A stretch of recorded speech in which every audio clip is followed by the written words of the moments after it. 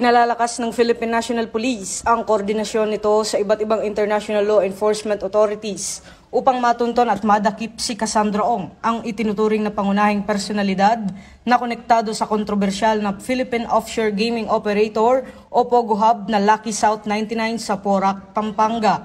Kumpirmado ito ni PNP Acting Chief Lieutenant General Jose Melencio Nartates Jr. na nagsabing pinalawak pa ng PNP ang pakikipag-ugnayan sa foreign law enforcement agencies upang matukoy ang eksaktong kinaroroonan ni Ong.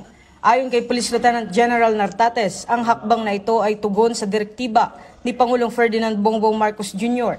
sa gabay ni DILG Secretary John Vic Rimulya na paigtingin ang law enforcement actions laban sa mga illegal na POGO operations at tiyakin ang pananagutan ng mga sangkot sa human trafficking.